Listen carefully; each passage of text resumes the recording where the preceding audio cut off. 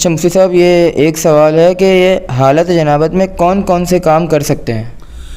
ہاں، یہ بھی بڑا اچھا سوال ہے۔ حالت جنابت کا معنی یعنی وہ حالت کہ جس میں انسان پر غسل فرض ہو جائے۔ جی تو اس میں بہت سارے کام ہم لوگ کر سکتے ہیں۔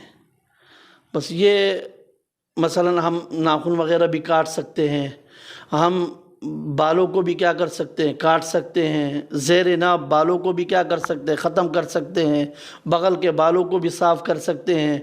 ہمارے ہاں یہ ایک مزاج بن گیا ہے کہ بھئی ناخن کاٹیں گے، ناخن بھی کاٹ سکتے ہیں۔ اگر کوئی کہتے ہے بھئی ناخن کاٹ لیے تو بھئی حالت جنابت میں تھا، اب جو ہے نا وہ ناپاکی کی حالت میں علیحدہ ہو گیا، ایسا کوئی مسئلہ نہیں ہے۔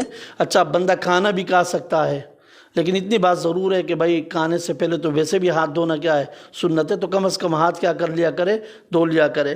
اسی طرح فوراً آپ کے اوپر غسل فرض بھی نہیں ہے، تو آپ تاخیر سے بھی کیا کر سکتے ہیں، غسل کر سکتے ہیں۔ کوشش یہ کرے کہ جل از جل کیا کر لے، غسل کر لے۔ لیکن اگر رات کا وقت ہے اور ذرا کوئی مشکلات ہے تو بہتر یہ ہے کہ بندہ کیا کر لے، وضو کر لے اور سو جائے، پھر صبح کیا کر لے، غسل کر لے۔ اسی طرح اللہ آپ کا بھلا کرے کہ اگر بیوی سے دوبارہ ملنا چاہے، دوبارہ بستری کرنا چاہے تو وہ دوبارہ بھی کیا کر سکتے۔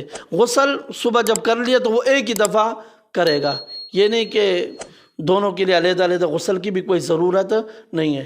ہاں، صرف اور صرف جو ہے نا آپ یہ کام نہیں کر سکتے، قرآن مجید کو ہاتھ نہیں لگا سکتے۔ بغیر ہاتھ لگائے پڑھ سکتے ہیں؟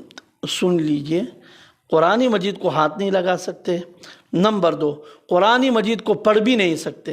ٹھیک، نہ ہاتھ لگا سکتے ہیں، نہ قرآن مجید کی تلاوت کر سکتے ہیں، ذہن زبانی بھی آپ قرآن مجید کو نہیں پڑھ سکتے۔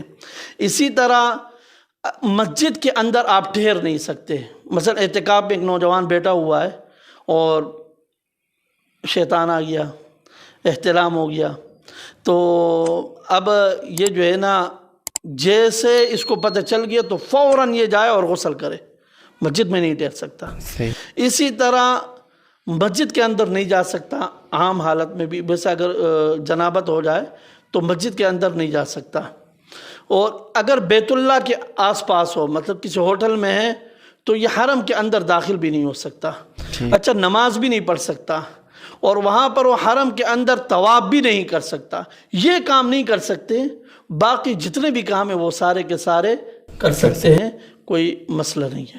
ٹھیک ہے۔